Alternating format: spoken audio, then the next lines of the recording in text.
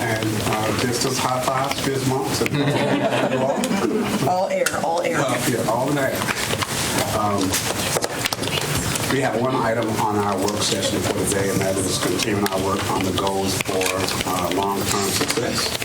So with that, I'll turn it over to Wade. You driving?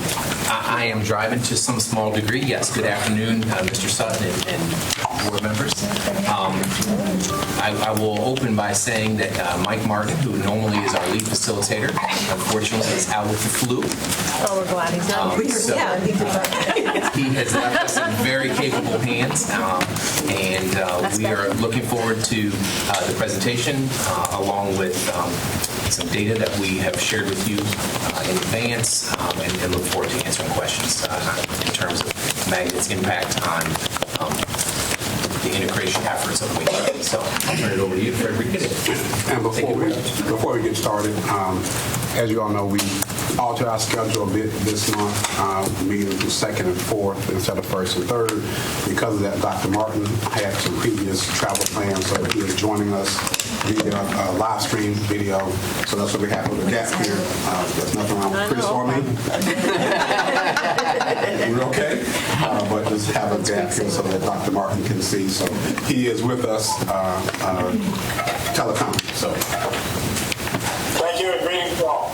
Mr. Sutton, I would also share with you that due to that same reason, Mr. Carrozza, who has been an integral part of our data collection through this process, is also not with us today due to an off-site previous engagement. So he is not here, but it's for that same reason. He scheduled it between meetings, and then the meetings got adjusted. So just want to let you know that. all right.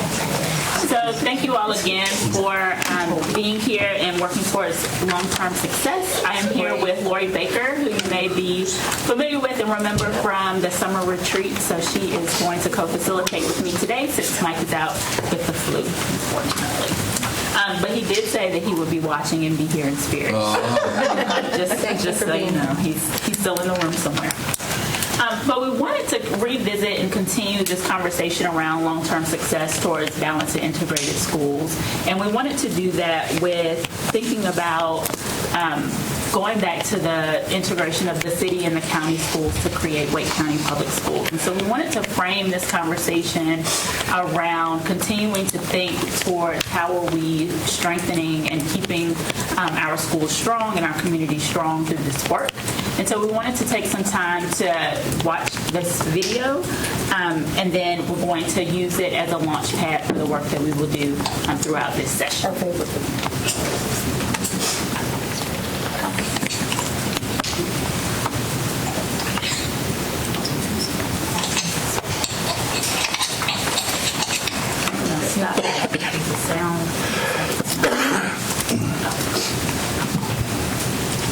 I know what that man said.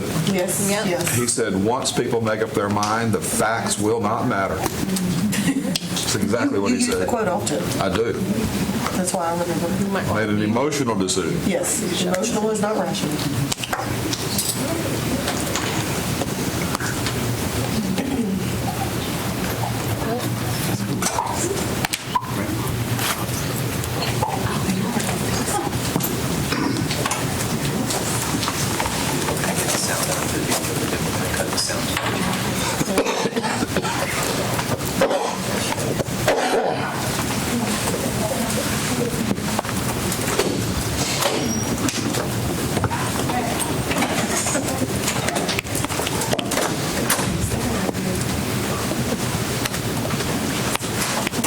Sound. That's how it works.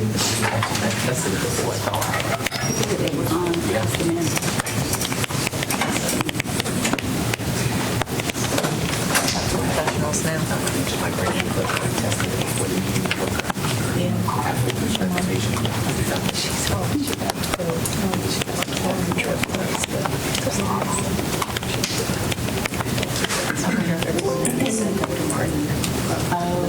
Oh, that's all right. I bet you're right.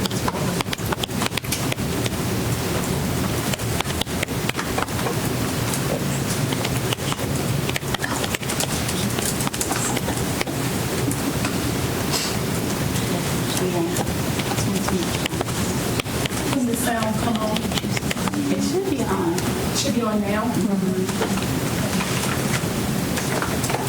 You should hear Bill Poston. You might be hearing, let me switch out Jim with the video. Because he's from just from the computer. But you can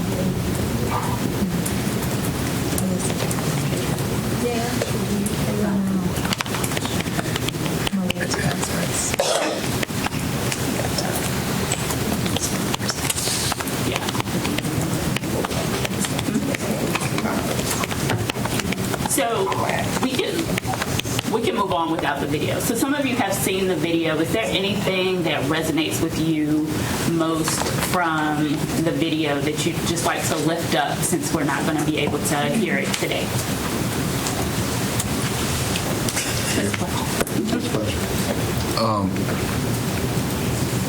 For various reasons, different leadership groups determined that merging the school district with the city and the county was an important step for us to take, financially, socially, and ultimately for economic development. And in spite of a public referendum that failed at least 2-1, some say 3-1,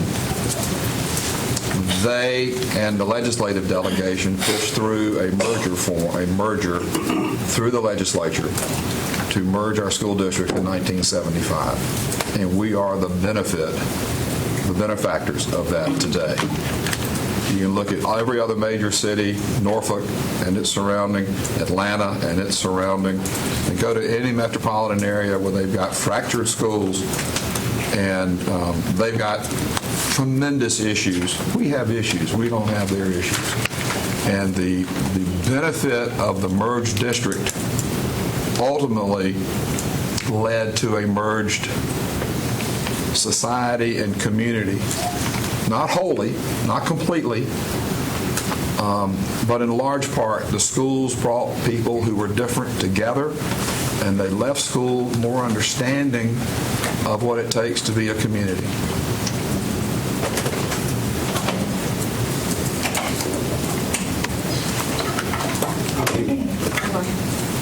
I think what resonated for me, as you hear the comments in that video, is that leadership, often has to be courageous and bold and all those good adjectives. But at the end of the day, leadership has to be forward-thinking. And I think what you hear and saw from that group as you heard their comments was just that, and sort of what resonates and the sort of the message for us that it's difficult in sort of the here and now, and we would get resistance in the here and now, as they did, based on the referendum and that sort of thing. They pushed forward not because of the current circumstances, right, the circumstances they were in then. They were looking 10, 15, 20 years down the road. And that was why they made the decision that they did then in the face of the current resistance. And so as we go about this work, I think the same, that we will hear some resistance, we will feel resistance, we will hear the hue and the cry and everything else. But it's leadership that we all in this room have to think forward, not about the here and now, but thinking forward, and what the decisions we make today, what effect they will have in the future, and not in this present. I don't know if he said it in the film, but I know Vernon Malone always talked about, when I worked with him, that he was a leader at that time and that they would not be around forever, and therefore it would be whoever follows would be the people that would need to carry the torch for that merger.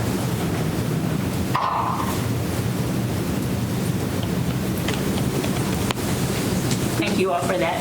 So part of the reason we wanted to show that video was just for that, and thinking about what are some of the things that we can do now that impact our future, that strengthen and build towards balanced and integrated schools.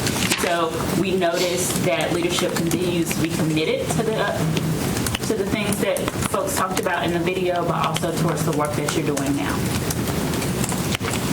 And so today we are going to review our current practices and data around magnet schools and year-round schools, and then we're also going to discuss some considerations around magnets and year-round schools, and again, this is all in service to that commitment around balanced and integrated schools.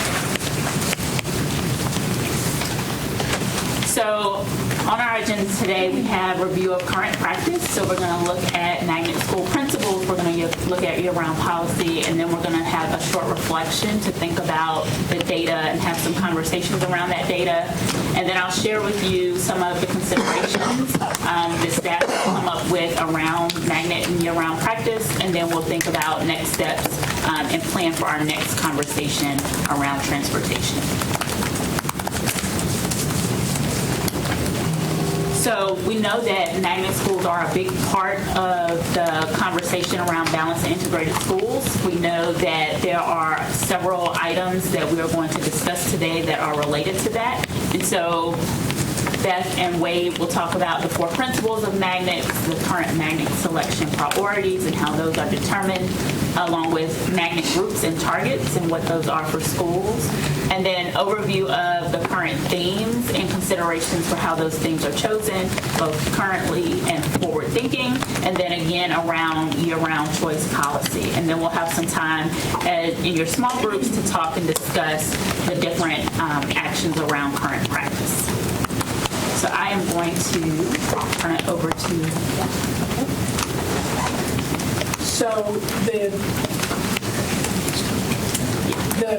current magnet school principles, which we shared as we brought you the grant schools, but just kind of as a reminder, to reduce high concentrations of poverty, promote diverse populations, school integration, maximize the use of school facilities, and provide innovative and expanded educational opportunities. And in the information you got, there was data to support, to kind of as a check on each of those 4 things. So there was the data on free and reduced lunch percentage by each school that would, you could look at the first one, and the data on enrollment in magnet schools and early colleges by race would be what you would look at for number 2. And then number 3 is the facility usage. And then number 4, the expanded programs looking at the magnet applications for are they innovative and attractive and attracting students to the school. And I think the only other thing I want to mention about the magnet school principles is not exactly word for word, but pretty much those principles have been stable since the time of the video when we first started magnet schools to have those, we split out some of that, but overall the purpose of those magnet principles have stayed pretty strong through a lot of different boards and superintendents. So the selection priorities, because maybe even before I start that, everything we do around magnets, we relate back to those 4 principles. So a really key one is the selection priorities, like how the students get into our magnet schools to help us reach those goals.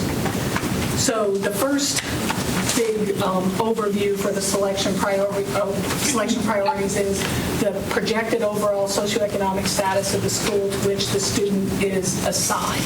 Okay, so we look at the school the student is assigned, and then the socioeconomic status of where the student lives. So if a student lives, and we're going to see the specifics in a minute, but if they live in a high socioeconomic area, that's going to be priority applicant if the school that they're assigned to is also high socioeconomic status. And the purpose of that is to try to make sure that we're not taking high socioeconomic students out of schools that need those students to help that school. Does that make sense? So then, looking specifically now, getting a little more into the nitty-gritty of the selection priorities, and we separate out elementary and middle and high just because middle and high you have all the pathway stuff that we'll get to in a minute. So elementary in some ways is a little simpler. So first priority is guaranteed sibling. So if you have a sibling that's attending that school, it can't be the sibling that attended it a couple of years ago. So the student that will be attending that school next year, then the sibling automatically gets in. And then this is the highest priority is a student who's assigned to the next school that's designated as high socioeconomic and who lives in an area that's high socioeconomic.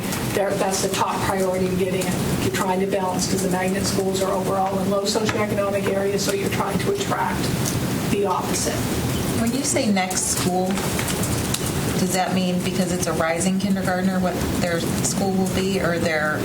Yes, or a rising kindergartner. Okay. So the school their base school that they'd be assigned to that next year. Then the third priority, because the first was the siblings, students who signed that their school is high socioeconomic, but they live in an area as medium. And then the next school is medium, but the area is high, so you can see the combinations there. And the student who signed the next school that's medium. So we don't go lower than that, because then we're starting to bring in students that are similar to the students in the school that you're trying to integrate. Yep. When we're determining the socioeconomic status of a neighborhood or community, are we using the same economic health indicator that we're talking about using in our new Yes. formula? Glenn used, looking at WAVE, Glenn's not here to look at. So this past year it was kind of a transition year, and it was a hybrid between data collected using the Economic Health Index along with the formerly used data that identified schools and neighborhoods, catchment areas using FNR. So in this transition to the Economic Health Index, because the catchment areas are larger than the previously used ones, we did not want anyone during the transition without prior knowledge to be negatively impacted, because previously potentially their neighborhood was identified as a medium, and then in the Economic Health Index classification it was low. So in this transition we took whichever was higher, so that there was everyone was held harmless in this transition. So then, and then the remaining 10% of the seats will be filled from all remaining applications. So that 10% that's like the open lottery, which in some districts that's all schools do for magnets, which don't help integrate their schools. But that 10% is anybody can get into any school. And then the 5% is for schools where they don't have enough priority applicants at the school, and so then we reduce it to 5%. Ms. Paget, when we brought the schools to that point, so that's an effort to tweak the selection priorities to try to not have that 10% hurt some of our most struggling magnets. That's helpful. Thank you. So middle and high school, so sibling priority is the same. But then the first priority, and you're going to see those same elementary priorities by the time we get to priority 5, but these come before for middle and high because they've already been in a magnet program. So current magnet students who follow their pathway is the top priority after siblings. So IB, IB, IB, GT, GT, GT. You get it. Priority 3, current magnet students who seek to change their program pathway when changing school levels. So, we always call it secondary bump in our office. So you're attending a magnet elementary school, but so you're attending an IB elementary school, but you want to try to go to a GT middle school. So you get this priority to get there. Not as high as the people following their pathway, because we want to make sure that students can follow IB all the way through or GT all the way through. So that's the third priority. And then the fourth is for base students, and that came up a little in the last couple of times we've been in front of you. Base students at magnet schools who follow their program pathway. So if they're a base student at an IB school, they get this priority. Then, I'm not going to go... And then now we go the same as what we just did for elementary. So you go high socioeconomic where you live, high socioeconomic with your next school, high socioeconomic school, medium, and medium high. I don't think I need to repeat all those. So all the ones for elementary now we follow after we add in the program pathway priorities. And is that for all groups of magnets or for certain groups of magnets? The group 1? This is for it. I'm going to look at Tamani for that. So this year it was for all groups, except there were 2 elementaries and 1 middle, where we set aside a percentage of seats for families who saw low, low, and medium, low.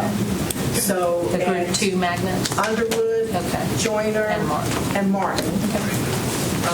We look at the base, the FNR and the base, and so they had a number of seats set aside for families who saw those priorities. Thank you. That's actually, I think. One clarification. When we say next school, that's who's attending that school, who's in the base of that school? It's the student's next school, whichever next school they're assigned to. As an example, I have a third grader. His next school is not our base because he's not attending our base. So his next school is the magnet school he's currently in. So it's whatever your next assigned school is. For kindergartners, it would be their base. But for upper grade students, it would be whatever school they're assigned to next. They're not subject to change, though, within the grade span. If they're third grade. If they're third grade, they're going to go to fourth grade. I mean, there's no Correct, but instead of, so for my son, if he were- mechanism to not do that. Correct. If he were applying, instead of using, Harris Creek is my base. So instead of using Harris Creek, because that's not technically his next school, that's not where he's assigned next, his next assignment is to continue at Partnership. Sure. So it would use whatever his next school is, which may not be the base if you're an upper grade student. Okay, my question is the school categorized by who's attending the school or by who is in the base of that school assignment area? That's a They question can be I don't- different. You're right, they can be different. I don't know that I know that. I'm quite certain that it's who's attending, and I will confirm that with you, but I'm quite certain that it's who's attending that school based on, because our data that we've shared with you shows, because they may not be attending their base, and it would be whoever, Right. whatever that data is for that particular school. So it would be an amalgam of existing K4 at least, if not K5, of who's in the building.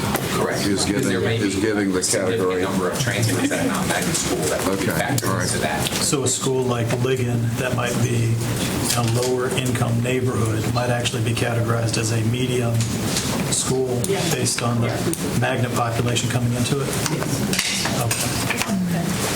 That's right. So Ms. Kushner's question touched on starting with the groups. So group one, and these aren't perfect groups, but they've been really helpful for us as we do selection priority and a lot of different things to have the magnets categorized in the groups. Even in talking with some of you, it helps understand when you see there's some different categories where they look different. So group one, schools with historically low wealth base population, and that's one of your handouts as well. That's really important. And in the right-hand column that you got in each of the groups, it shows the free and reduced lunch in the base, which is a good indicator of what the school would be like if it wasn't magnet. And then it shows overall free and reduced lunch as well. So that's a good indicator to see the schools that are doing a really good job of meeting the magnet principles and the ones that we have to keep working on. And the other part with group one is, so we look at the free and reduced lunch in the base, that's what puts them in group one. And then the goal of 60 to 70% of the students in the base, sorry, there it says 60 to 80% of the free and reduced lunch in the base. That's how many, 60 to 70% of the students in that school, the goal is for them to be magnet students. Now, all of these schools in group one are not meeting that goal. The goal is to try to be there. Some of them are for various reasons, but that's the goal. Then you move to seeing the comparison helps. The group 2 magnets, which is the free and reduced is 0 to 64% in the base, and then you aim for 30 to 40% of magnet students. So you don't need as many magnet students in those magnets to have the schools be integrated. That's what we're aiming for with these. And then group 2A, which is what Tamani touched on, is schools with historically higher wealth base that have been magnets, trying to help them get integrated in kind of an opposite direction. 70% of their magnet seats are filled with those regular priorities that you just saw, and 30% are filled with students that are low, medium, low. So trying to get them integrated. And those are numbers when we constantly are looking and revising that we're like, okay, should that be 60/40, to try to help meet the goals. So we say that's a pilot because, we started that 5-6 years ago. But it's helping those schools. There's only 3 schools in that. And then group 3, sometimes we've used the language with you of equity magnets.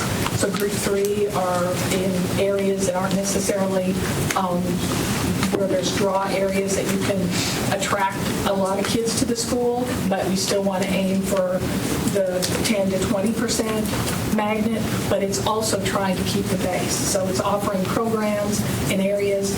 A lot of those are in the eastern part of our district, not all of them eastern or southeastern, where we're trying to get people to not leave their base to go to other magnet schools or calendar options or all of those. The fluidity of who lives where and of population density influence. We had Wake Forest, Apex, and Lincoln Heights as Reverse magnet. as whatever this was, equity magnets at one time. The dynamics of our community have changed such that they no longer needed that status. I guess Lincoln Heights is still a magnet with their STEM program, which is going great, but Apex and Wake Forest still a magnet? Didn't think so. No, but they're also Title I. Yeah, okay. Can you explain what the 2A pilot is again? 2A is, and if I give you schools, and maybe pilot isn't the perfect word there, but it's the group 2A, and if I give you schools that might help you, the Joyner, Martin, and Underwood are in the 2A. So those are schools that overall have a fairly high socioeconomic base, so we need to try to, through assignment, could try to do that. This was an effort to try to do it by choice. And so trying to get some of your lower wealth students to choose to go to those 3 schools to try to make the school higher, I'm trying to think which way, higher free and reduced lunch. Mark, did you have a question? Yeah, question, comment, thinking about where we might go. The 2A is an area that I'd love for us to focus a little bit more attention on moving forward. That's an area we started, but we really haven't developed a strategic strategy there. But the 2As that we have are former magnet schools where their base changed.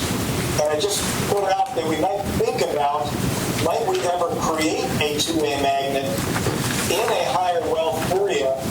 And I'll talk about the second pole of the magnet.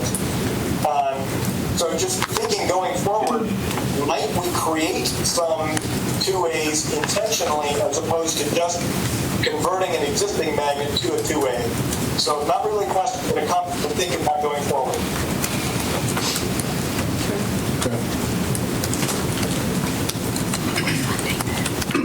I want to go back to Mr. Fletcher's question earlier about do we determine the priority of the school based on the neighborhood where the school sits or the majority of the base of the students at the school? Right.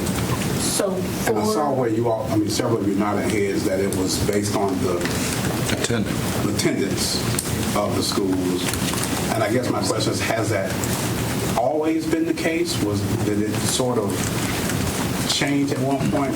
It seemed like at one point we were looking at, or some consideration was given to the neighborhood where the school sits. So when Mr. Fletcher asked the question, I thought he was asking the next school what we used. And so the next school in those selection priority is who's attending that school. For these groups, which I think is what you're asking, Mr. Sutton, was a misunderstanding, in these groups, we use the makeup of their base to determine their groups. Because remember, the whole purpose of magnets is to try to integrate the school. So if their base is low socioeconomic, then we're trying to attract high socioeconomic in school. So that's why we use in their base. Because a lot of these are being successful, their overall free and reduced lunch is different. And then that's what would be used in that next, in the selection priority for the magnet schools. So does that help? Okay, so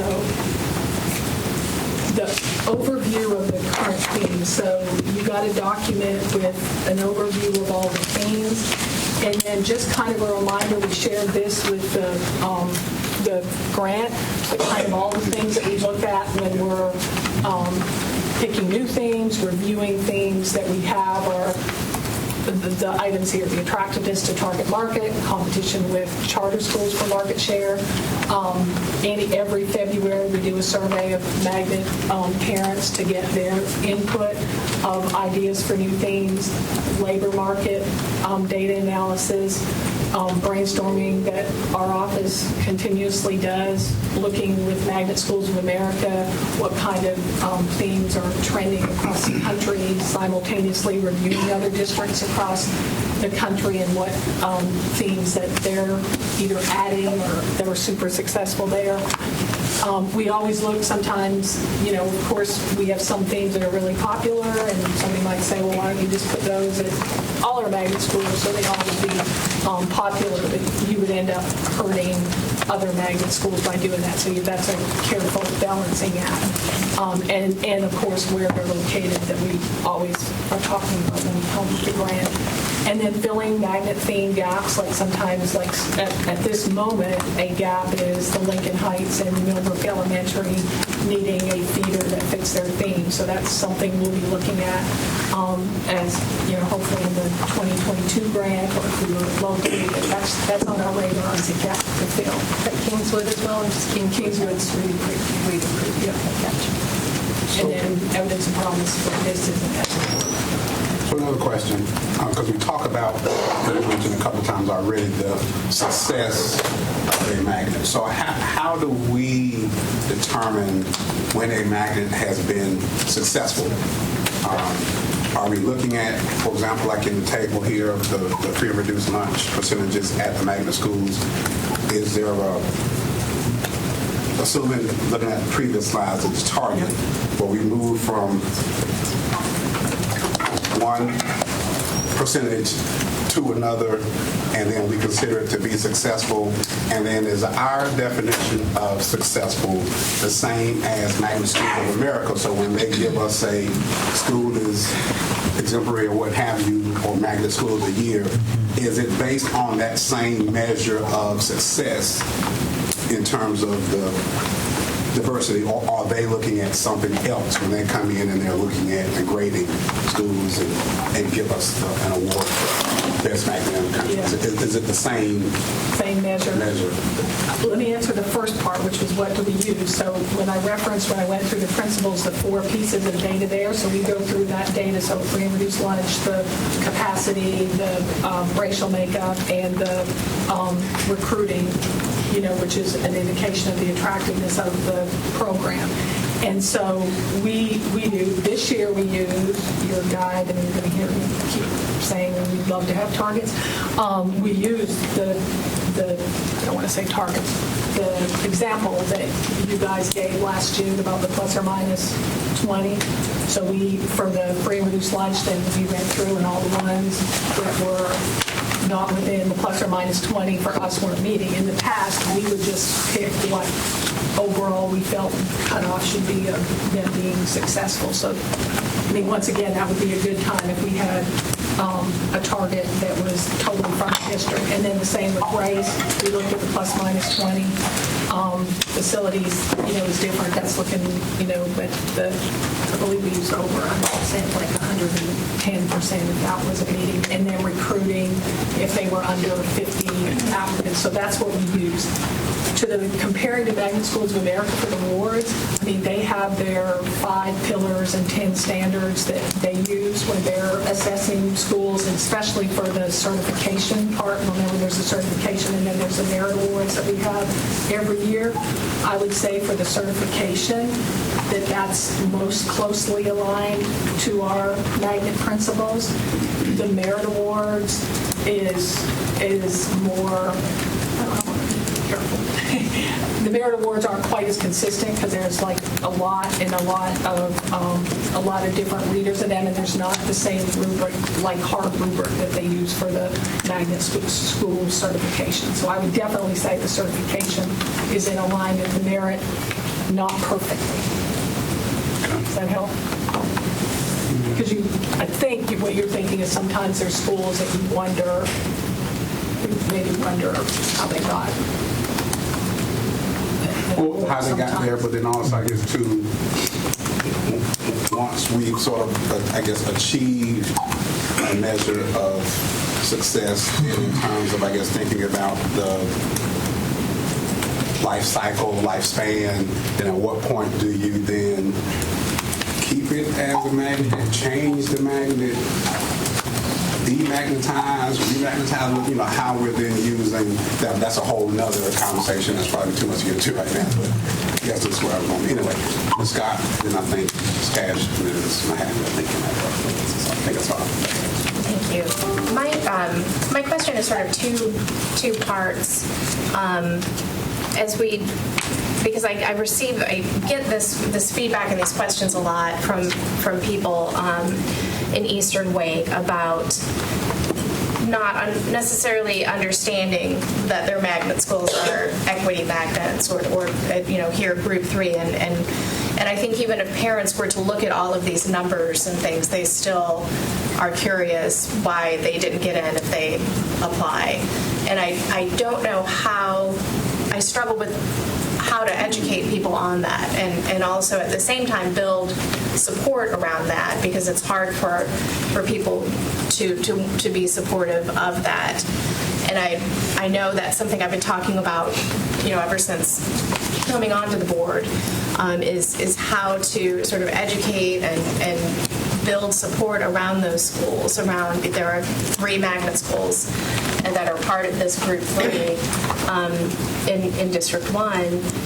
And then the other is in Keith's district, I believe, but they're right next to each other. And then what also I worry about is these students have the opportunity to go to a magnet middle school, which they should, I absolutely support, but then they tend to not return to their base high schools. And the last time I asked for some of the data, the number of students whose base school was Nightdale High School, there were a large number of students who were attending a magnet high school in lieu of being at Nightdale High School, to the point of where you wonder how these decisions, and I totally support them and understand them. I don't want those to go away at the elementary school and the middle school level, but then when it comes to high school, they're bypassing East Wake High School, they're bypassing Nightdale High School, and those schools could use some boosting. I don't think the answer necessarily lies in we'll make those 2 schools magnet schools, but it's sort of this fix. So I worry about the number of people who don't really understand the function of the magnet schools in Eastern Wake, and even in some cases staff members who are confused about how some people are seated and some people are not. And I understand that when it comes to base schools, and we don't want to damage a surrounding school, but it's hard to explain that. I just received an email about that yesterday from a parent. I think the 10 to 20% is part of it, right? So they have a lot fewer seats to fill in the first place, right? Because they're Group 3, and we aren't necessarily trying to attract a ton of new people there. We're trying to keep people there that are leaving. for, as you said, to go to some other magnet. So I think that's part of explaining to them. And then it is like, remember we went over the selection priorities with what the base school or the next school, free and reduced lunch is, and if they fall in the low, then they're not going to get that higher priority to get selected. Does that make sense? It does. And that's that hurting the other schools, like that language, like you said. And I do think part of it can be looking, should we consider to have some more equity in magnets? I do think that's part of the answer. I don't think that's all of the answer. Okay, so on page 12, I think it is, and it's where it says magnet group strategies, where we're doing our ambitious targets. This is where I want to drill down on, because what I'd like to see us look at is when you look at schools that are at group 1, for instance. Tell me if I'm getting back. Are you talking back about to group 1? Yeah, go back 1. Right here? Yeah, so if you look at group 1 and you have a 65 to 80% free and reduced lunch and you want to attract 60% magnet students, so I'm going to make it the assumption that those 60% magnet students you want are the priority 1 or 2. So when you're measuring your number of students in your school, are you making sure that the 60% goal is being met by the right students? Yeah, because students only get seated. Glenn, correct me if I'm saying this wrong. Students are only getting seated if they meet those priorities. Okay, maybe. True. Does that make sense? Like they're only getting seated if they, and I don't know if you're making the distinction between, let me go back to where it's got the high needing, like I don't know if you're making the distinction between priority 5 and priority 8. For us, all of those are priority applicants. Okay. I think your question might be more geared towards what we do when schools don't receive a sufficient number of priority applicants to meet those goals. Everyone, the big part of it. And do we do something, or if we have people on the list, do we not accept them? Yeah, if there's people on the list that don't meet those not priorities, we do not. If they don't have a priority. Because that's not going to help the school get there. So how are we measuring this on a regular basis and watching this, like a gauge on what schools are meeting their target goal? There was a time in my life that you looked at this every quarter, what magnet schools were meeting their target percent of magnet seats filled by priority students. And so if you mean what do we do when they're not? Is that what how often do we, are we watching it? How are we watching that? Well, every year, because we're only doing right after magnet application. Right after the magnet application. Right around now, and so, and that's when we all look at that with principals, et cetera. And then the ones that aren't meeting, we look at a whole bunch of things. We look at their magnet group. We look to see, do we have them in the right group? Do we have the selection priorities? Should we be tweaking them anymore to try to help more students to be able to get in without hurting? We look at magnet pathways. We look to see, should maybe we reconsider some of the pathways, because we definitely use pathways to try to help schools. Like if there's a really strong elementary that can help, a not so strong middle, and we look at that without taking them totally off. We look at their drawing area. We look at the base attendance area. That's where we'd be talking behind the scenes. Is there anything we can do to try to help that to help the school? We definitely look at transportation. We look at their theme. We don't want to because drastically changing themes is a much bigger deal like we do in a grant, but definitely looking to tweak their theme or their title. We look definitely at marketing support in our office and what support, the additional support, and we definitely target our support to the more struggling magnets. So how long do we go with a school that's not getting enough? How long do we continue a magnet on a school that is not attracting to fill their magnet seats based on what we're asking them to do, because that is a locally, it may be federally funded, but some may be local funded. I mean, if they're in the middle of a grant, you're right, we couldn't do something. But if they're not in the middle of the grant, I mean, the district can decide for them not to be magnets. That's not going to reference Moore Square. Yeah. Yeah, like Moore Square is an example of a school that really turned around, you know. I mean, they were in a grant in that too, but we've got other schools in grants and not seen that same turnaround. So that's an example of a school that struggled for quite a few years, almost from when it opened until we changed its theme. It's in a grant and those kind of things. But I think the answer to how long, I mean, Beth Cochran's answer is as long as it takes to help attract the applicants that we need to change the socioeconomic status of the school. But I think that was sort of the point of my question. If we don't really have a true definition of what success is, then we don't have the targets, or ideas of what you're talking about in terms of then what's the timeline for achieving that success, and then at what point does it then trigger some action to demagnetize, shift, what have you. We don't really have that. So if I might, we actually haven't done that in the data table, A1 that we have. It's actually quite interesting to look at the difference between the base FRL percentage and the school FRL percentage, because that's showing us what the magnets are doing. So we have some schools, like Poe, for example, the base is 95%, but the magnet population drops, the school drops down to 53%. So that's a 32% reduction in the poverty level. Alternatively, we have something like Millbrook, 72, that only gets dropped to 70. That's only a 1% drop. So we can look at those different times and we can see the relative effectiveness.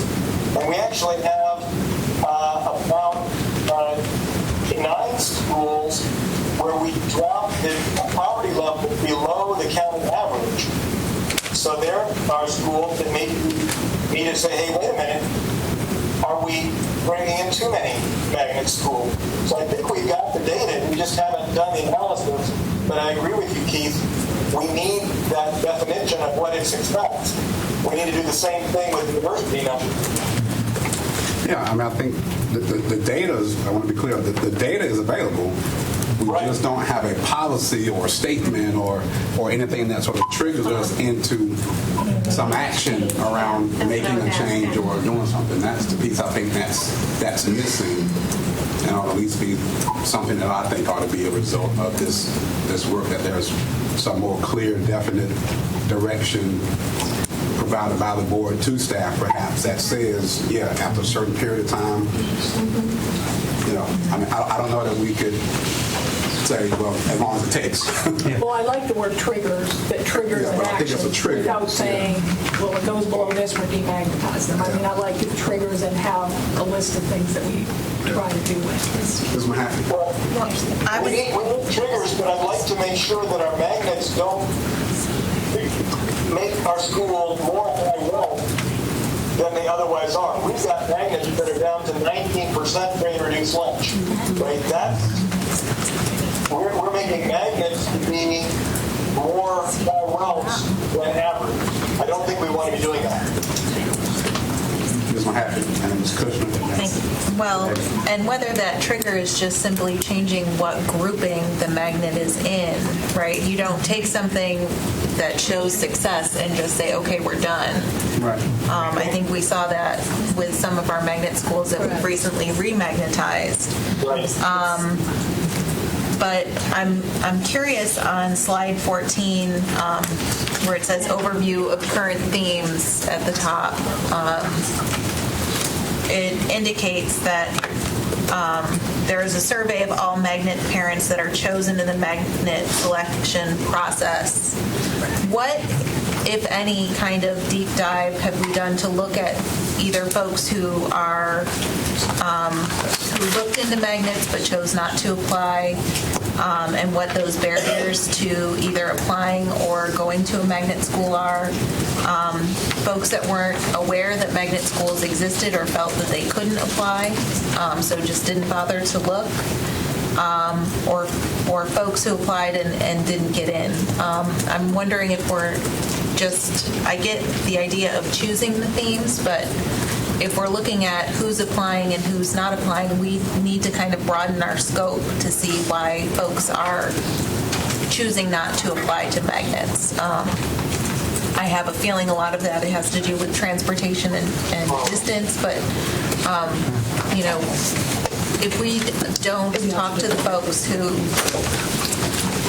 aren't coming or who are choosing not to come, I think we're missing out on some opportunities to learn from that. And I wanted to piggyback off of Ms. Mahaffey's comment about demagnetizing. There's an example in District 2, but also having 5 schools in District 6 that have been demagnetized. For some, it was all traumatic, I think, for all 5. And for 2, Daniels and Broughton have been remagnetized, and what happened there was that Daniels had a higher free and reduced lunch population than Martin did, and Martin was a vibrant magnet, and there was that disequilibrium. And I think by bringing Carroll and Daniels back, bringing Daniels back as a magnet and bringing Carroll as a magnet gave that balance, and it's in the central part of the county, so to me, it's equitable that it's accessible from different parts of the county. I don't know how, Fox Road, which I think is doing everything right, academically, leadership-wise, performance-wise. I'm saddened that it's only 3% magnet. I would assume it's because you're trying to get priority magnet students into Fox Road. So I don't know I think we need to focus on a school like Fox Road, which is doing everything right.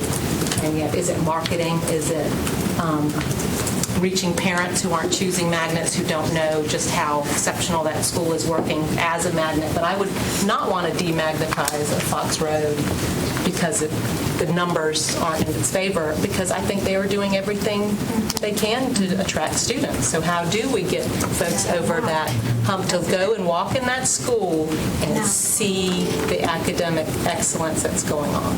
That is on us to do, because I do think demagnetization can make a school turn the other way and makes it a bigger lift for us to integrate that school again.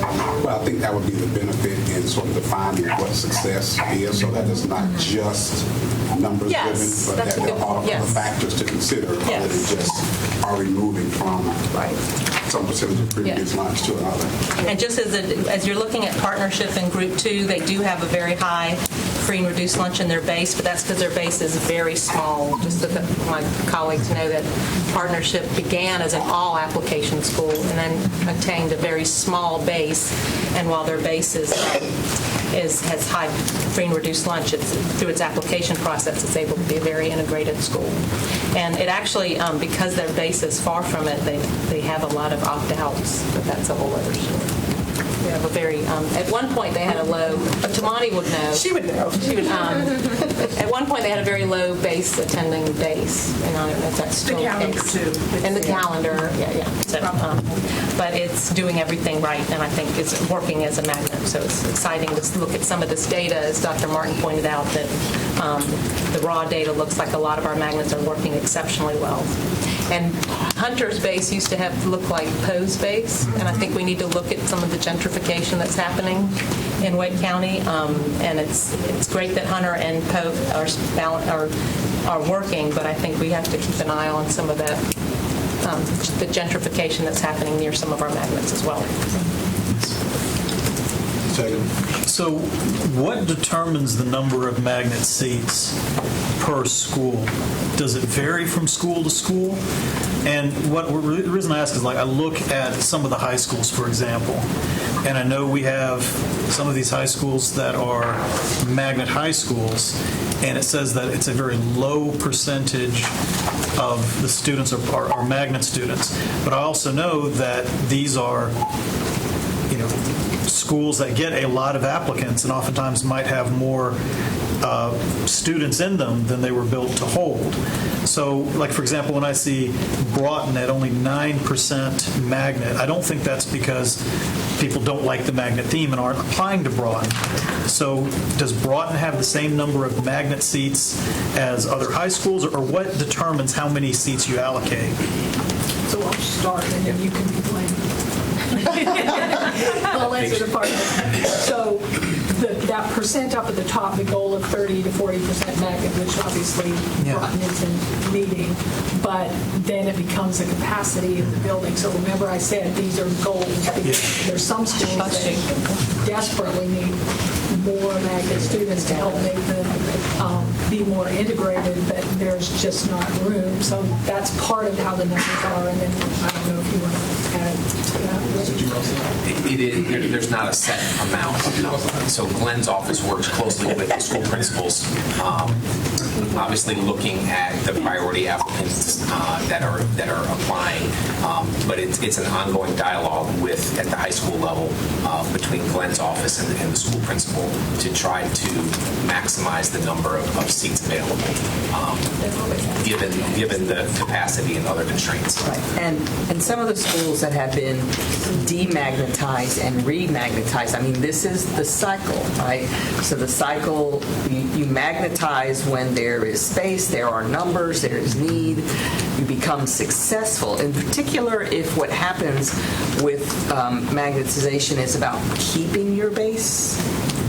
And so when you become successful at keeping your base, that reduces the number of seats available for applications.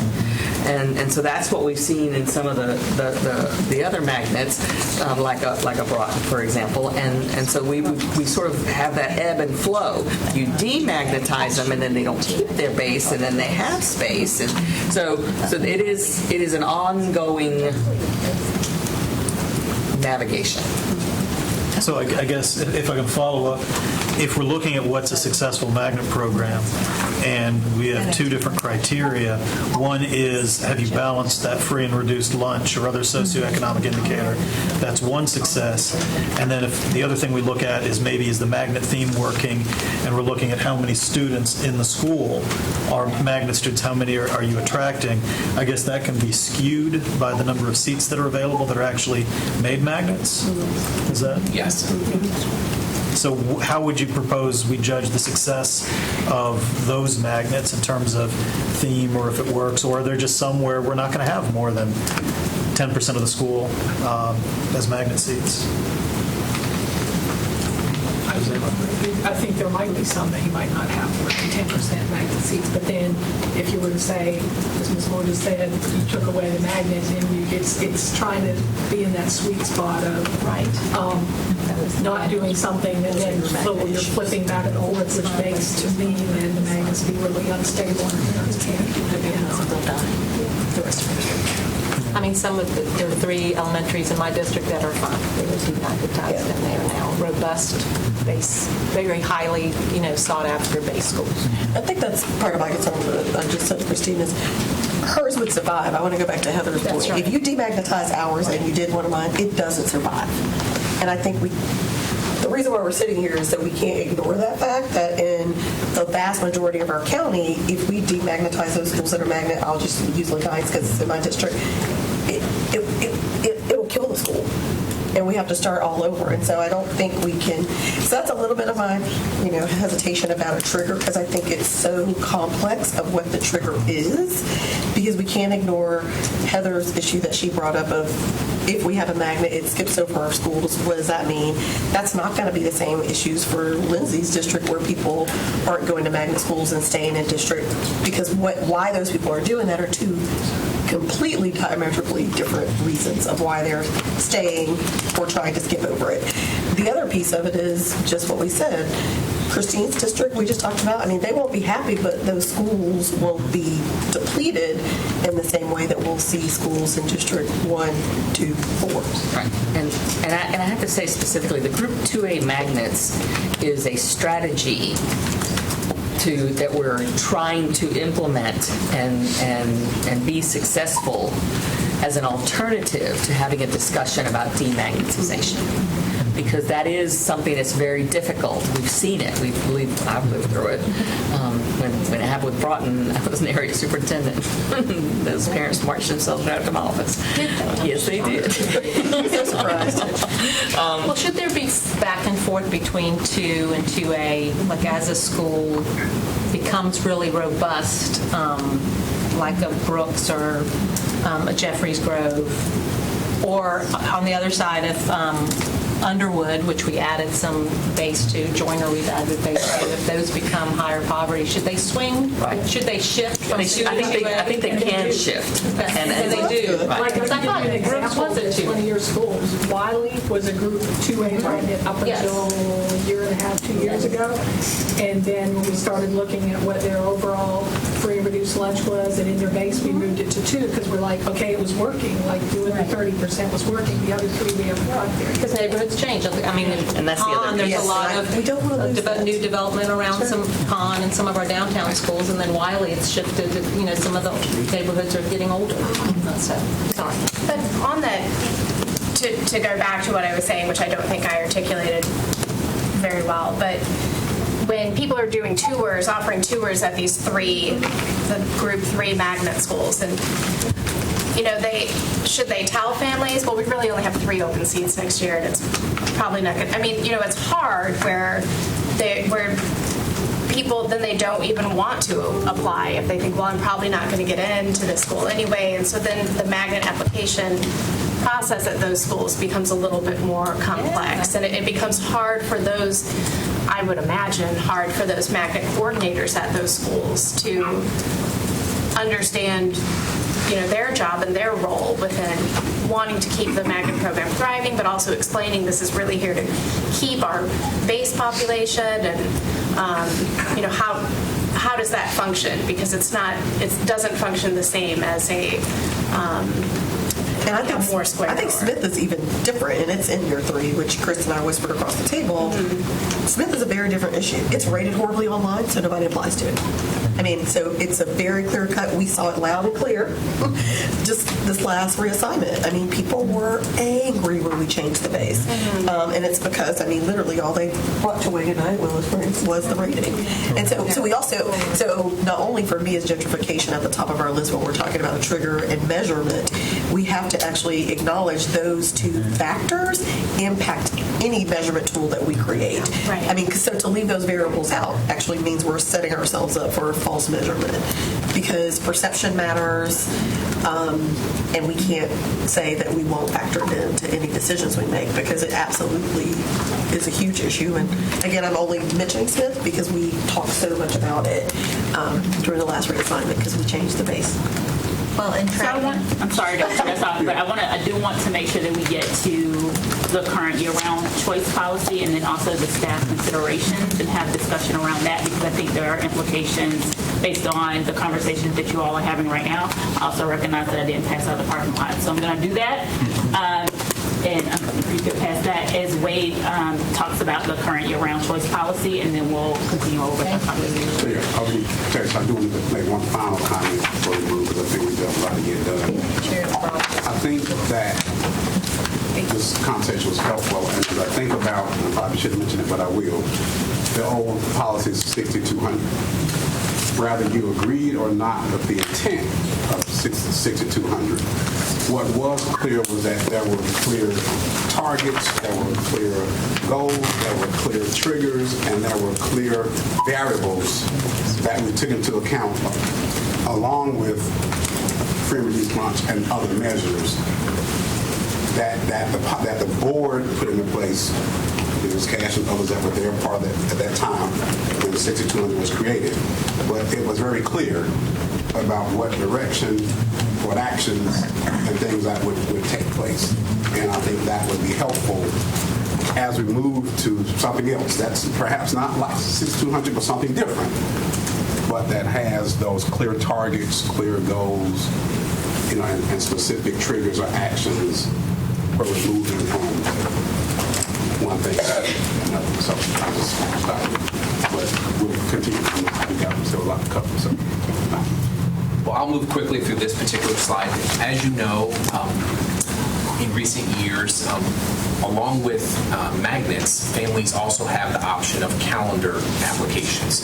So all throughout the district, as a part of the application process, families can apply from traditional to year-rounds, as well as year-rounds to traditional. I would share, one more little button. So we've shared some additional data with you, and it's in the backup documents under A4 as well as A5. And we've tried to give some context to some of these decisions and data points around the impact of families having these options and choices and exercising them. And I think a couple of key takeaways that staff, as we were reviewing this data, that's worth noting is that most of the students that choose to move from traditional to year-round are high wealth, and Glenn's office has very clear data that's provided in the spreadsheet, 75% white.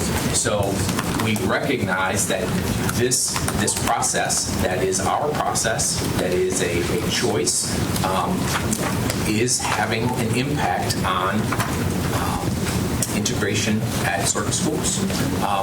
Secondly, and as you know, and this has been a conversation throughout some of these processes, we've pulled some data to share with the board around the various transportation options that families have.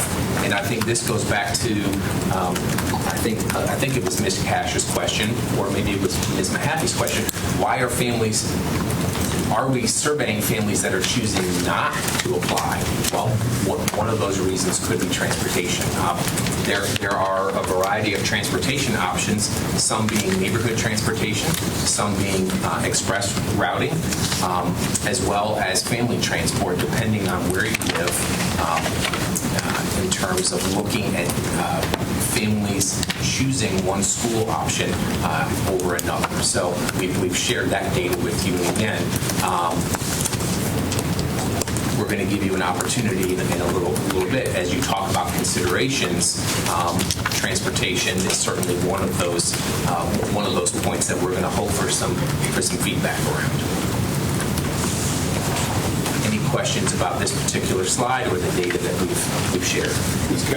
Can you remind me of how many year-round schools we've actually placed in a high free and reduced lunch area that would actually be filled with high free and reduced? Are they more located in the outskirts?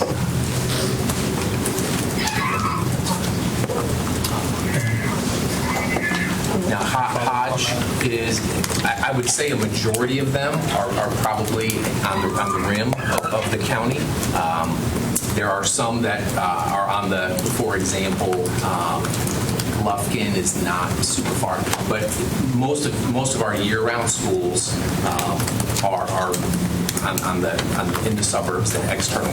Which can lend to the fact that it's a higher white percentage because they're placed in areas that are higher white percentage. Right. I think that data point there is not looking at the schools. That's looking at the students that are choosing, that are applying to exercise that choice. But it would be based on proximity, kind of. I mean, potentially, yes. Yeah, just to follow up on what Ms. Cash is saying, if you're looking at a lot of Western Wake year-round schools, and a lot of the applicants that are applying are high wealth families, look at their base school might also be a high wealth school, because in that area there's just a concentration of higher wealth. So it may not necessarily be like flight in that's hurting an area school.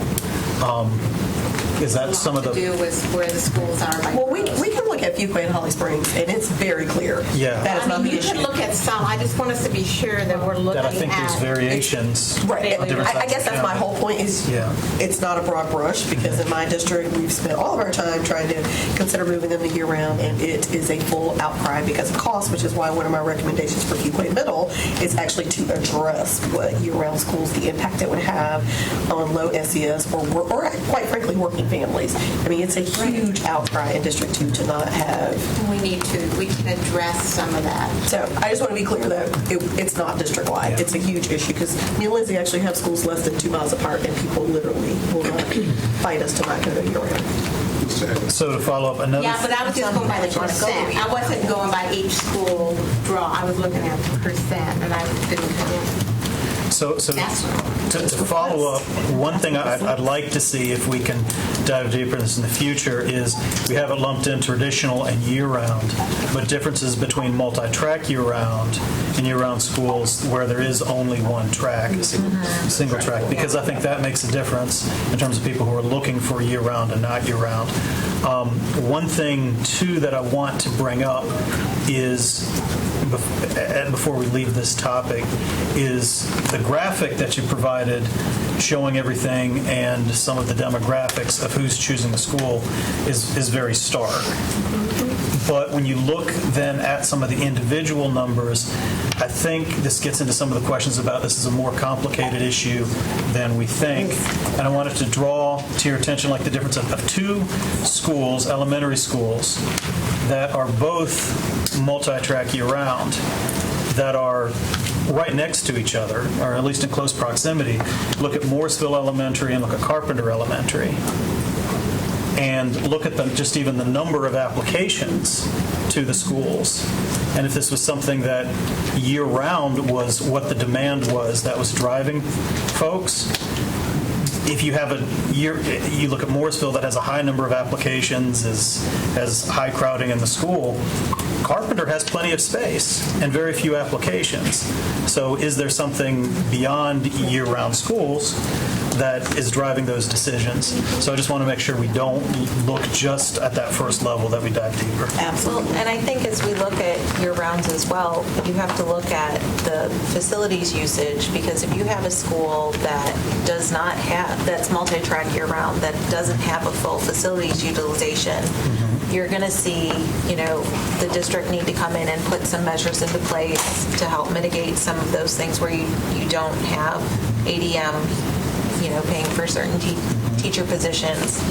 And that then impacts, the perception of the school in the community because the school doesn't have the resources because the folks aren't there. And so then it becomes a chicken and egg. Are kids not applying because of the perception, or is the perception there because kids aren't applying? And then you go through. So I just mentioned, you may recall about, I don't know if it was 3 or 4 years ago, the Office of Student Assignment did do some work with families to capture some of the reasons around how choices were being made, in particular for calendar application families, traditional versus multi-track year-round. And the conclusion as a result of the work that was done is that calendar is technically not the driving force behind how a family makes a choice about the options that are available to them. So if it's not the driver, then we need to look at those other factors. So, and I mean, they might say it's the driver. They may fight about the transfer request as the driver, or the calendar being the driver, but ultimately in the questions that were asked and the responses that were received, it was not the calendar. Well, I'm so much less about giving them the choice of calendar as giving us an option for capacity. So yeah, it probably will be in the areas that we're having capacity needs. So to me, it's less about choice and more about capacity.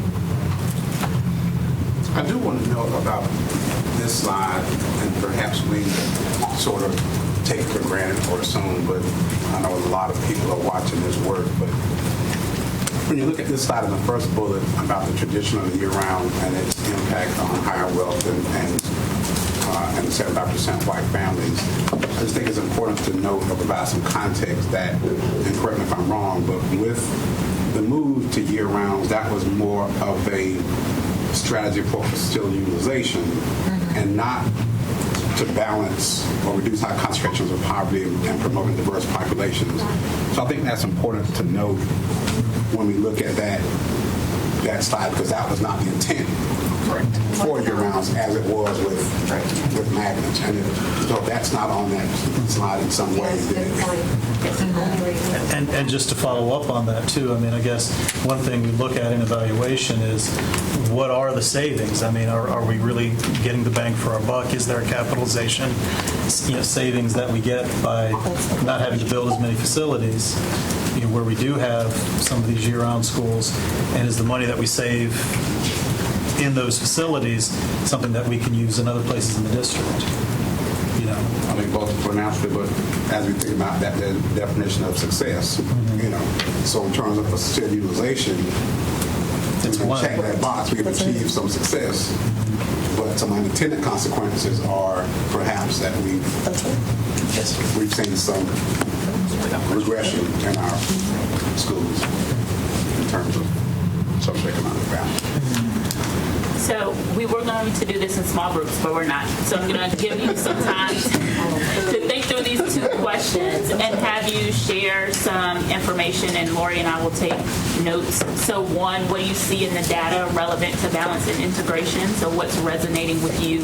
And then also we have a couple of things that you all have asked about in terms of additional data, but if there are other things that you're thinking about, go ahead and share those, and we'll share as a large group. So as you think about it, please share before we get into the considerations.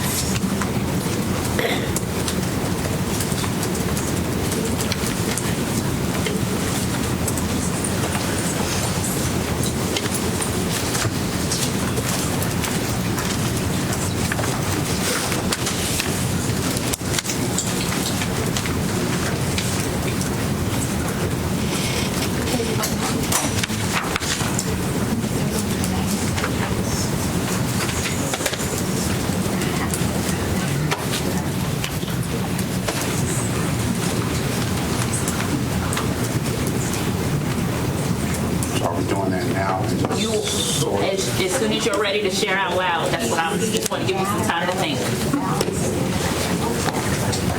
So we're not going to break off this. We're not breaking into small groups. You're sharing out loud with everybody. Okay. I was going to say, given the time,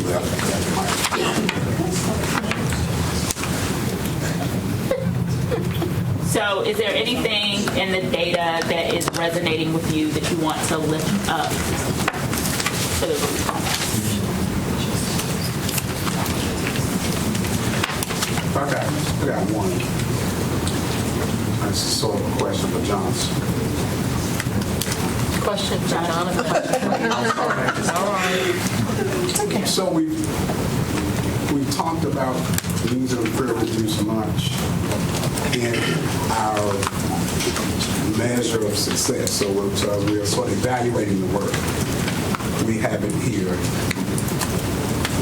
We're shying away from it, from using it as a factor to make decisions about assignment. Do we have to worry about same concerns, or are we still using that when we look at a measure of success? Is there much difference, I guess is my question, if we're looking at it as a factor of success, but not using it as a factor for making a decision? Because if we're looking at it to determine our success, then are we essentially using it to make our decision?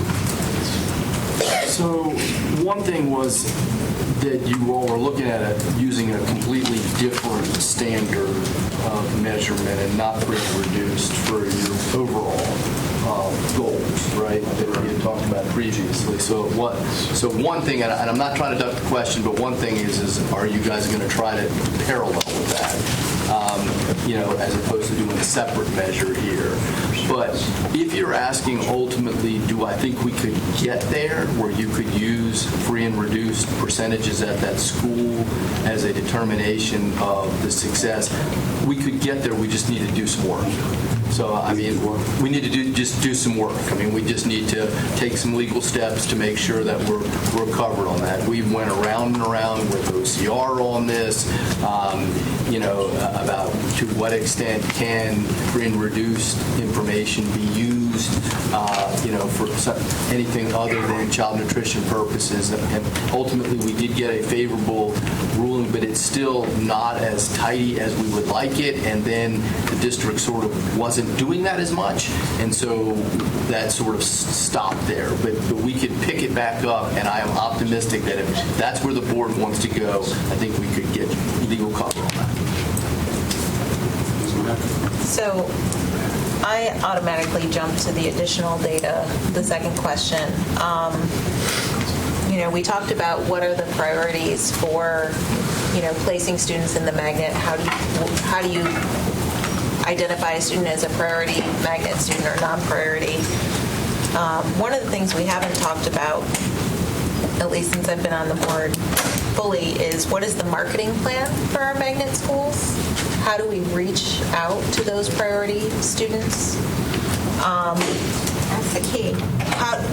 Do we see an uptick in applications when a renovation is done on a magnet school?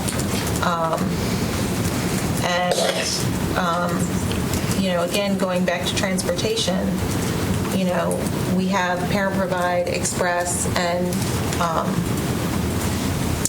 neighborhood. But for those Express families, how much of that Express option is a viable option? So when I think it was A4 with the data, it wasn't clear to me whether that was the number of students who are magnet that live in an Express zone or that take Express busing. That's how many are eligible for it, not how many Eligible for it, not how many use it. And so that's my question is how many of those that are Express eligible, their parents are able to provide transportation, and how much are we relying on parents? And my guess is probably more so than we anticipate, given the known barriers with Express transportation. Well, I might be interested in knowing transportation for our year-round schools. I'm assuming it's all neighborhood? Correct. Okay, well then that's the big. Thank you. So as we talk about the year-round schools, in addition to trying to see a separation between multi-track year-round and single-track year-round, I think it would be useful to see a breakdown like you've done with the magnets, where you show the free and reduced lunch or some other economic indicator of the base, and then of those actually attending. Because there you can actually see if, the choice of attending that school is dramatically unbalancing the demographics of the students attending the school, or whether it is just consistent, just shuffling kids around from one base to another, where it's just a choice. But I think having that and being able to see the impact of it economically will be really useful to us. Same measurement. Mm-hmm. Yeah. And then I guess the second thing is I still want to go back to this idea that, and maybe this is with some of the Group 2 magnets, but where we have a magnet program and we're not seeing a change in the economic indicator between the base and the students actually attending, and especially where there's just a small number of children at the school that are magnet students, is that an indicator that we really do need to either increase the number of magnet seats available at that school or consider some other prioritization? If a school's down into like the 20% of some of these indicators, that maybe they should be over there in the 2A and trying to draw a more diverse pool of students than some of the, high income, high socioeconomic students. I just wonder, you're giving that school extra resources for the purposes that you identified in terms of those are the 4 pillars of that program. They're getting all the benefits of those resources, but I don't know if they're really being shared with either the students you're trying to attract or if you're accomplishing those goals, where you might be able to put those resources into another school that's struggling. That's what I want us to look at is if our magnet schools are meeting the funding we're putting into it is meeting what we're wanting it to do. And if it's not, we have to do something different there. Or we need to move funding from somewhere else to give it to that program. But I just want to see what if our schools are not meeting the goals we're wanting to do, and then we need to try to fix those schools. And being conscious of all those possible effects, the effects you talked about before with demagnetization. Maybe it's not demagnetization, but just changing some of the student base that you're trying to attract and draw. Well, and that happened between Brooks and Green. That Brooks had been a 2A magnet, and then we did a reassignment, and now it's a group 2 because it's got the higher base free and reduced lunch. And then what was the impact on Green? Because it looks like Green is struggling a bit. Is still struggling. But that's, I think that gets to some of the questions Ms. Cash raised. I mean, it's got a strong program. They changed their program. Green used to be a year-round school, and it was quite high demand. Yeah. And now with its new program and a new building, it might take time, but I think it's a vibrant. I think it may take time for Green to pick up and look like Brooks. So we should give it time because it just happened. Okay. So you all are actually getting into some of the considerations. So I'm going to talk through the considerations. All of them. That means it's planned correctly. All right. So the considerations we're going to think through. I'm going to just give you a brief overview of each of these considerations, and then have you think through the questions that you all have already thought about. And those are questions that's also on the back of your parking lot. So as you're thinking about these different ideas, remember that Mike and I talked about a decision matrix and having some information put into a sheet for you all to think through and look through. And so we'll have that conversation after we talk through these considerations. So one that we've already talked about is really thinking about magnet transportation and thinking about whether or not that could be a strategic approach, knowing that we have neighborhood busing, we have express routes and parents provided for magnet schools, and then thinking about the transportation where all calendar application schools have neighborhood bus transportation. So thinking about, are there ways to think differently about transportation in terms of those two approaches? And then also thinking about, as Mr. Sutton said, the original purpose of year-round calendar schools was to think about facility utilization, but is there a different purpose, or is that a continued purpose? So just something to consider. And then also, we talked about this in a prior session, thinking about our magnet leaders and recognizing the supports that they need around helping with the thematic focus, thinking about marketing of the school, which is something that you all have brought up today as well. That also goes around consideration number 5 that you talked about. So making sure that the community knows about the magnet, what that magnet is intended to do, what the theme is about, what the excitement is around different schools. So strengthening that recruitment and communication and helping with thinking about resources. Ms. Cash just talked about funding and what does that look like, as well as personnel. How do we support personnel in magnet schools? And so consideration number 6 is thinking about how potentially locating pre-kindergarten programs in some magnet schools might garner interest, might garner access to magnet programs, and then how might that look as students move from pre-kindergarten to kindergarten and then continuing along their pathways. And I think this was something else that has already come up, and we saw this on a previous slide, reconsider the policy about the remaining 10% of available seats, and what does that look like currently?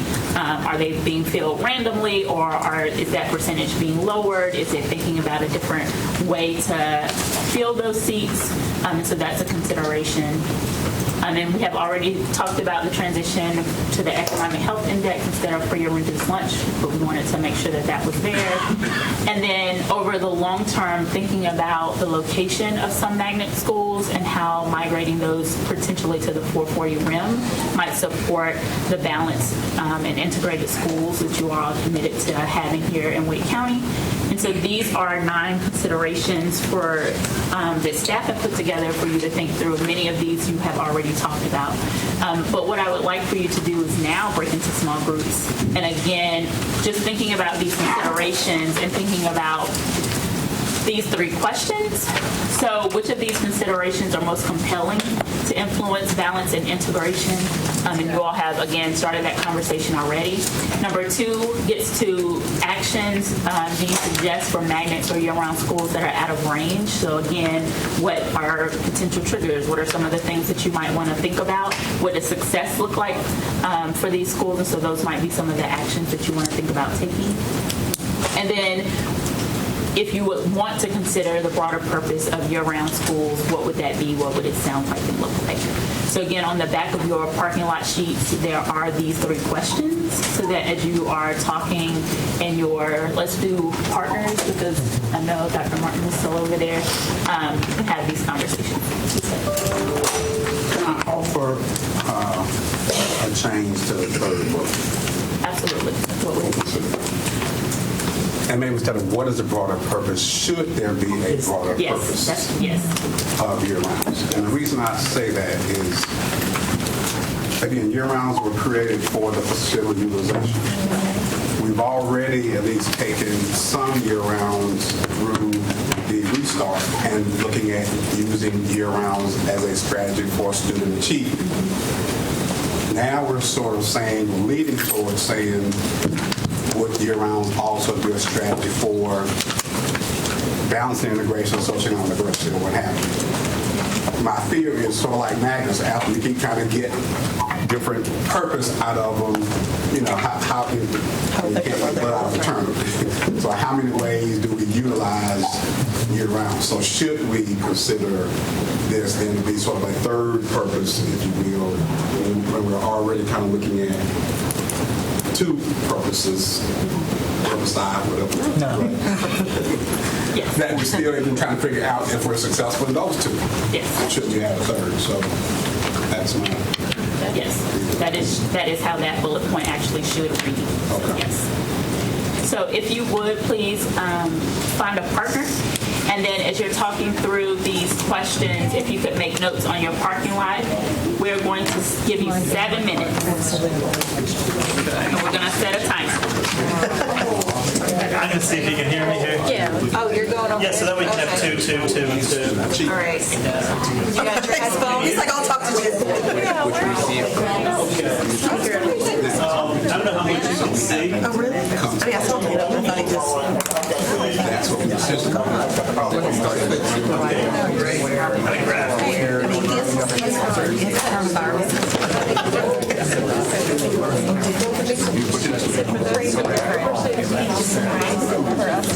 So we're looking at each of the considerations.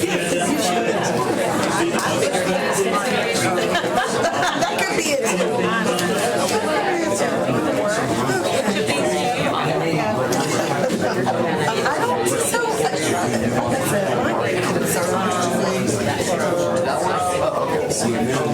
If I think you're right, 5, so my notes to myself was, but my reality is we've actually done so many things. She's thinking about that. I can't figure out. I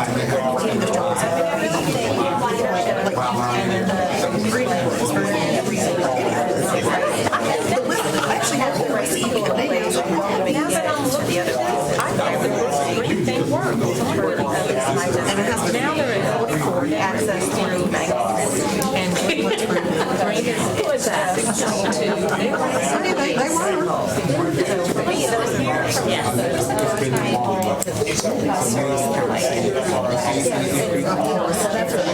But to me, I would agree. I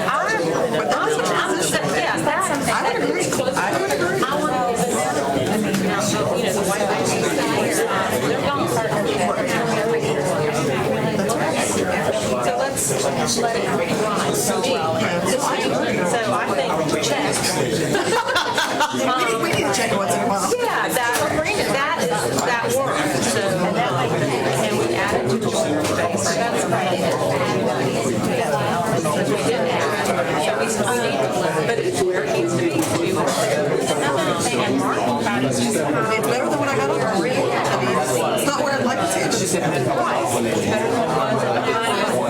That's a struggle. I don't even know. I mean, it's just, look, it's a lot.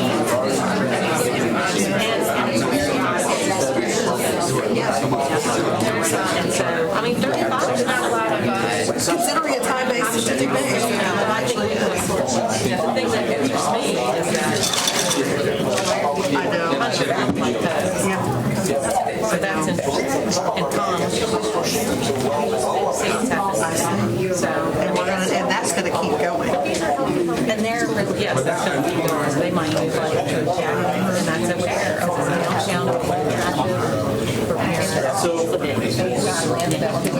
I was looking at this as the consideration of which of those. You were talking about like how we might use So I agree with what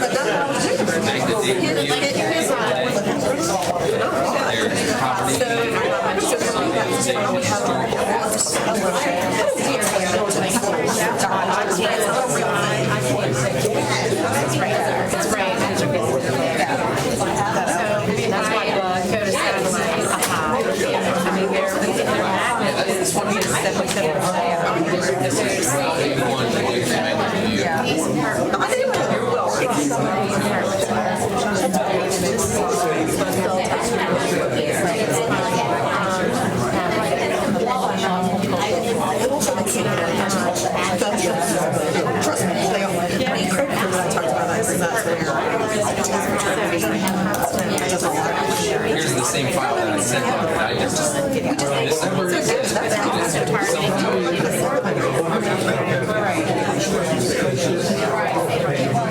oh, you mean the base? Right. So you're 3 minute warning, 3 minutes left. So anyway, I still don't want to take away 10% because that's where 35. That's where 145.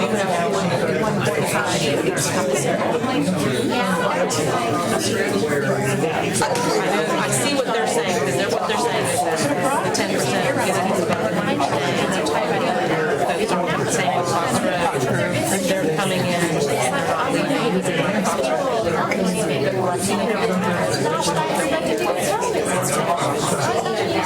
That's actually what I want to see from data around is how are their traditional schools. I think But you're right. Because that, 2 minutes. I think the plan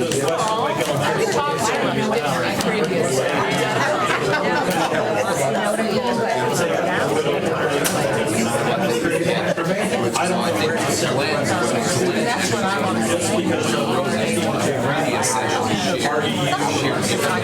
had this, it also that's a different. This is what the magnet offers for their purpose. How they're evaluating schools. Right.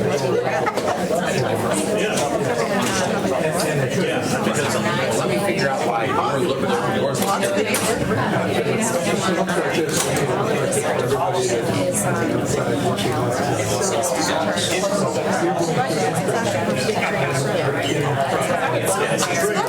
do we get rid of those two factors?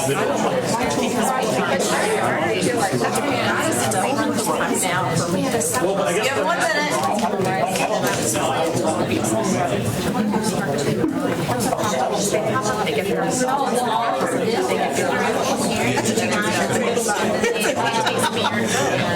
like we had to do with. And they also have a early start to that.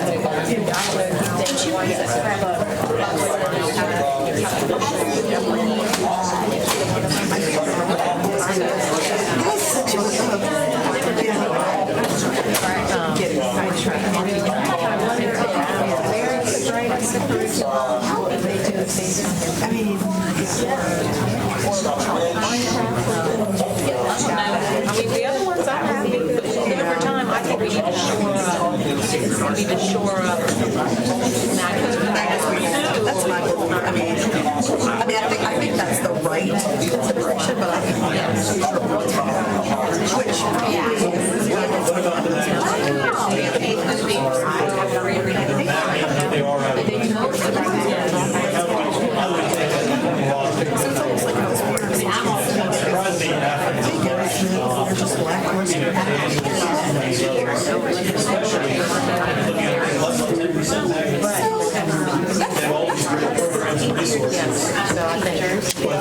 The free and reduced lunch hasn't changed. so I definitely think Communication.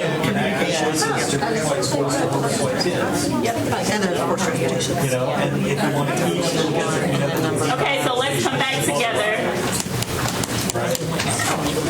then maybe we just need to change the early consent. And then I'll say Yeah, I mean, because to your point, We don't have enough time. it is. Sorry to call us back. I'm sure he did. Sorry. You were, I was going to just keep it. I'm kidding. I know that was a quick 7 minutes. So one of the things that I would like for us to do is to just go around the table and respond to that first bullet point. So which of the considerations, what is one consideration that you all shared in your group? And then we'll just go around the table and then we'll move to our next part. Okay, so, well, Dr. Martin and I both talked about transportation and saw that as a very important consideration. The thought that was if we look at the number of applicants to schools and match it to the types of transportation offered, we can see a correlation so that, when you only have express bus or you only have parent-provided transportation, you really do limit the number of applicants that you get, as opposed to something like, before with some of the year-round choices, if we were willing to offer the year-round school transportation because of capacity issues and we're getting a savings, maybe it was worth it. But if it's year-round choices really just moving kids from schools of one capacity to school with the same capacity, maybe that should be more of a parent option. You could use those transportation resources just for your magnet goals. Another thing that we looked at, let me find it on here. We didn't really talk about it as much, but number 9, I thought that the migrating some magnet schools to 440 rim proximity is a big issue. And if you had some schools where it wasn't a drive all the way across the county, you would probably get more applicants either in some of the Eastern Wake or Western Wake, especially in Western Wake. I know it's cited. And so let's see, another idea that Dr. Martin talked about, it wasn't directly on here, but was if when you looked at the year-round school and the policy, if it could just be triggered, if rather than giving people this is a year-round school, this isn't a year-round school, looking at a certain capacity, and then if you exceed that capacity, that the school could become year-round, or if it moved below that capacity, then maybe it becomes traditional. But I'll let Dr. Martin explain that a little more, if you want. We actually don't have time. Okay. But I would love to hear it, Dr. Martin. You did a great job. I'm sorry. I'll just think quickly, number 6, consider locating pre-K in some magnet schools, even though my thought would be not limited to just pre-K or 4-year-olds, but early childhood period, and perhaps not for the reason of creating pipelines to elementary magnet programs, but just to strengthen our early childhood education opportunities would help. So maybe expanding that a little bit. I like number 6, but I would expand it a little bit, not in its current form. And then number 8, I think transition to the Economic Health Index instead of FNR, which is help us give us a more comprehensive look at our neighborhoods and communities and just restricting it to just free and reduced lunch. The Economic Health Index gives us a more comprehensive and robust approach. If I can quick, I think your number 6 would be great for your 2As. in particular. Yeah, where you're trying to bring in more lower income families. It's going to have to be at a school that is higher socioeconomic. Well, if we're going to let them in, I'm all for it. We can't. We got to let them in, though. You said what? Say that again? I'll tell you later. Did you have anything to add? Yes. Well, I just, the pre-K to me is the most important thing because I think that's going to be the whole way we're going to do anything in Wayne County. But so if it was kind of, even with the year-round school, the pre-K was attached to year-round so that there's also an intercession for kids that is a learning intercession later on as they go through K-5. And then we've started to work on possibly helping the gap if it worked out. And that's just where I see the pre-K being sequential to something that's going to be long-term.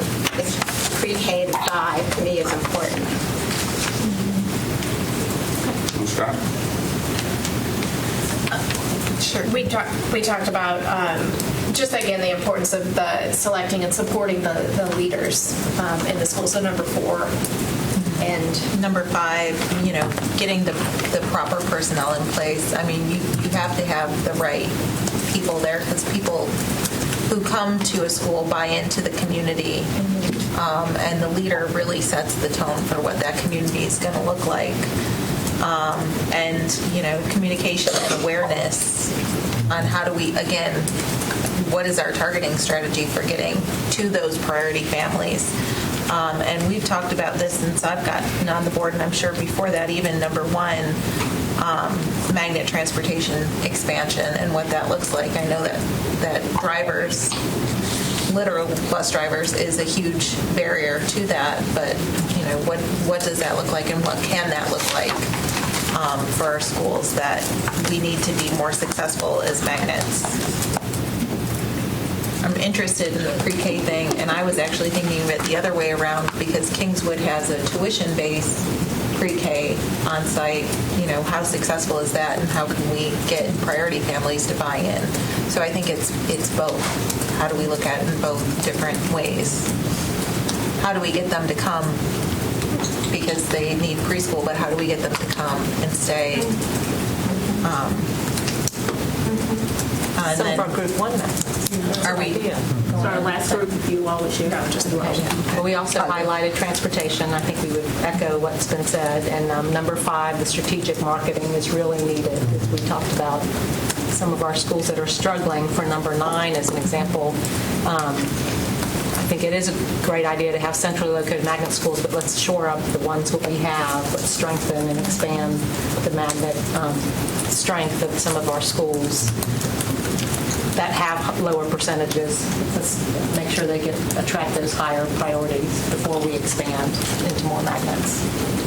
And I think on that, we did number 7, we would not support getting rid of that 10% of available seats. And I'll let Ms. Johnson-Hostler speak to the concern that we need to have fairness of all families to be able to have access to magnets. I mean, I think that's the short response for me is I've already eliminated my concerns about at least 3 of our districts fully struggling to get kids into magnet schools just because they're not priority magnet students because of where our districts are and the SES there. And so for me, taking that away just decreases the equity in my opinion. So, thank you. Our next conversation is on transportation. So as you think about transportation and thinking about number 1 around strategic transportation expansion and just transportation in general towards balanced and integrated schools, is there any particular data that comes to mind that you would like to see before we close out for today? I think the costs that our bus drivers have to incur from getting their CDL, I know we cover their physicals now, but maintaining what are the costs that our drivers have to incur, and is that a barrier? And also our bus mechanics, is that a barrier for retention?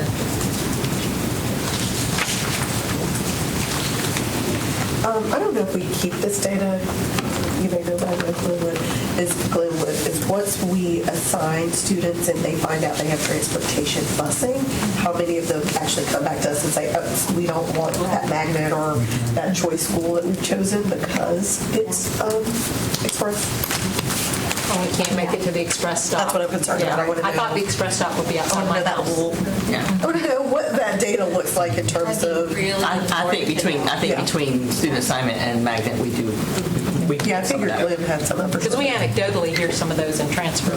Yep. But it would be good to see the big picture. The other question, which is one that comes up often, I'm going to label it walk zone, but that's not really what it is for our K-3 students who we label it a walk zone. But I get so many responses that then parents say, well, next year I'm just going to apply to a magnet because then they can have neighborhood busing. And it's mostly been an issue for K-3 when their kids are young and we don't. I think it's probably walkable. My personal opinion as a parent, I'd let them walk in middle school, but probably not second to third grade because our elementary schools do start late. And so again, I've heard it in transfer or requests directly to me for parents who have late starts in our elementary about their concerns. And then it comes to me because then they can't get into a magnet school because my district is not a priority for magnet. So it becomes a circular conversation about transportation specifically for K-3.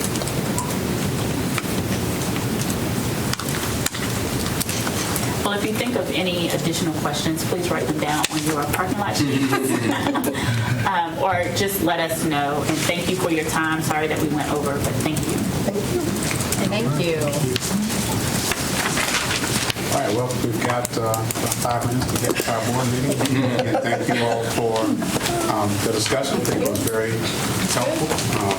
I hope that we were able to give our facilitators and staff a bit more direction in terms of this where we're thinking about going. So I hope that was helpful.